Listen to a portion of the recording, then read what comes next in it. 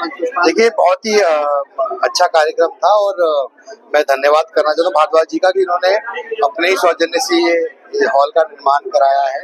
नीचे भी एक हॉल है और इसको निःशुल्क देते हैं और ये समाज की भलाई के लिए और लोगों की भलाई के लिए कर रहे हैं, तो अच्छी बात है। हमें प्रोत्साहन देना चाहिए ऐसे कार्यों को, ताकि हम ऐसे और लोगों को प्रोत्साहित कर सके कि वो भी योगदान कर सके।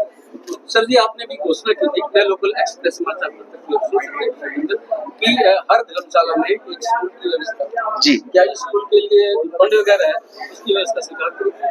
नहीं, सरकार ने, ये मेरा निजी कार्यक्रम है। मैंने भगवान परशुराम जी के महाकुंभ के अंदर इसकी घोषणा की थी और मैं आपके माध्यम से भी सारी धर्मशालाओं को इसमें सादर आमंत्रित करता हूँ।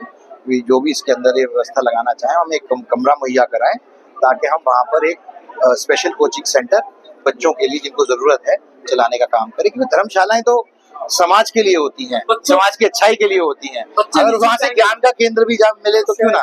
इनके भगवान ने जो सामर्थ्य दे रखा है उसके द्वारा उस व्यक्तिगत सामर्थ्य, ये सरकारी योजना नहीं है, ये मैं निजी तौर पे कर रहा हूँ। ये मेरा कहीं ना कहीं एक ऐसा विश्वास है कि हमें अपनी तरफ से भी कुछ ना कुछ योगदान करना चाहिए, क्योंकि आज का कार्यक्रम ये था इसलिए मैंने उसका वर्णन किया। कार्तिकेय जी, आपने कहा कि रोजगार लेने की बजाय देने की तरफ हो, उसके लिए क्या आप योजना बना रहे हैं? देखिए, ये एक बहुत बड़ी चुनौती भी है और अपॉर्चुनिटी भी है, क्योंकि दुनिया में नए नए मॉडल बदल रहे हैं, एआई आ रहा है, उसकी वजह से नई व्यवस्थाएं बन रही हैं और आपने देखा होगा कि आज की डेट में भारत के अंदर 100 से ज्यादा यूनिकॉर्न बिलियनियर कंपनीज बनी हैं और वो सारे यूथ है और बड़े शहरों में से अधिकांश तौर पे नहीं है, वो बी-सी टाउन कैटेगरी से आए हैं जिन्होंने ये यूनिकॉर्न कंपनियां बनाई हैं। तो मौके हैं, उनकी व्यवस्था, उनकी जानकारी हमारे युवा पीढ़ी तक पहुंचे, उनके दिमाग में आइडिया आ सके और वो नए अगले बड़े आइडिया पे काम कर सके, ऐसी व्यवस्था बनाना भी हमारी जिम्मेदारी है। इसके अलावा सरकार भी ये इस तरफ काम कर रही है, जो उन्होंने न्यू एजुकेशन पॉलिसी में स्किल डेवलपमेंट का नया प्रोग्राम शुरू किया है, जो 2020 की स्किल डेवलपमेंट पॉलिसी है न्यू एजुकेशन की, उसमें 8वीं के बाद से 9वीं, 10वीं, 11वीं, 12वीं में बच्चे अलग कोर्सेज ले सकते हैं और जो कॉलेज नहीं जाते हैं वो भी रोजगार मुहैया करा सकते हैं, उनको भी रोजगार मुहैया मिल सकता है, चाहे वो अलग अलग कैशियर के कोर्सेज हों, प्लम्बर्स, ट्रेनर्स, कारपेंट्री और अलग सारे बहुत सारे कोर्सेज हैं, उनमें भी जा सकते हैं। तो कहने का अर्थ ये है कि हर बच्चा डॉक्टर इंजीनियर नहीं बन सकता, हर बच्चे को सरकारी नौकरी नहीं मिल सकती, लेकिन हर बच्चे को नौकरी का अधिकार जरूर है और उनको ऐसी व्यवस्था देना हमारी सबका दायित्व बनता है, सरकार का भी, हमारा समाज के अंदर भी और बाकियों का भी।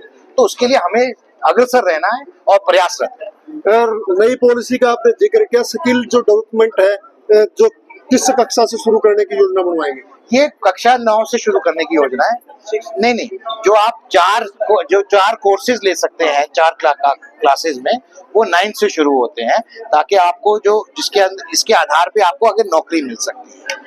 वो प्रोग्राम जो भारत सरकार ने एक कार्यक्रम शुरू किया है स्किल डेवलपमेंट के सौजन्य से और खासकर न्यू एजुकेशन पॉलिसी और सीबीएसई की सरकार के लिए क्या कहेंगे? आज वर्ष जो है कहीं ना कहीं इसको देखा जा रहा है, 21 महीने का आपातकाल था। आज भाजपा अध्यक्ष जेपी नड्डा भी गुरुग्राम पहुंचे, उन्होंने भी जिक्र करा। आप किस तरीके से देखते हैं तमाम जो पाबंदियां? देखिए, आप एक पत्रकार हैं, आप ये बात पूछ रहे हैं और मैं भी एक पत्रकार समूह से वास्ता रखता हूँ, तो मैं ये बात कहना चाहता हूँ, ये देश के अंदर जो आज सबसे बड़ा काला अध्याय था वो आपातकाल का अध्याय था। जो जिस तरीके की कुरीति आपातकाल में हुई, ये दोबारा कभी ना हो सके, इसलिए इस दिन को स्मरण करना, याद करना और अगली पीढ़ी तक ये बात पहुंचाना अति महत्वपूर्ण है, अति आवश्यकता है। और मैं चाहता हूं कि आपके माध्यम से भी ये बात उस युवा पीढ़ी को जो 2000 के दशक के बाद पैदा हुए हैं या 95 के दशक के बाद पैदा हुए हैं, उनको याद दिलानी जरूरी है कि हमारे देश के अंदर एक कैसा एटमॉस्फेयर, कैसा एक माहौल क्रिएट किया गया था, कैसे संविधान की हत्या की गई थी और ऐसा दोबारा ना हो, इसलिए ये बहुत महत्वपूर्ण है। मैं समझता हूँ कि हर एक युवा व्यक्ति तक ये बात पहुंचनी चाहिए और हर एक व्यक्ति तक ये बात पहुंचनी चाहिए कि ये काला अध्याय दोबारा दोहराया ना जा सके। ऐसे मैं तो उसका भुक्तभोगी हूँ, परमानेंट, स्थायी रूप से समझो ना, प्रत्यक्ष रूप से। जिनका तो शायद जन्म ना हुआ उसमें 75 में, मेरा नहीं जन्म हुआ था, मैं तो उसमें कॉलेज में पढ़ता था, तो हम तो उसको भुगते हुए। संघ के ऊपर तो प्रतिबंध लगा था, हम संघ के कार्यकर्ता थे, विद्यार्थी नहीं, इन पे भी बहुत बड़ा अध्याय था। पत्रकार सवाल छपते ही नहीं थे, सेंसर थी। प्रेस पे तो ज्यादा सेंसर, हाँ सेंसर। प्रेस पे तो ज्यादा सेंसर। धन्यवाद।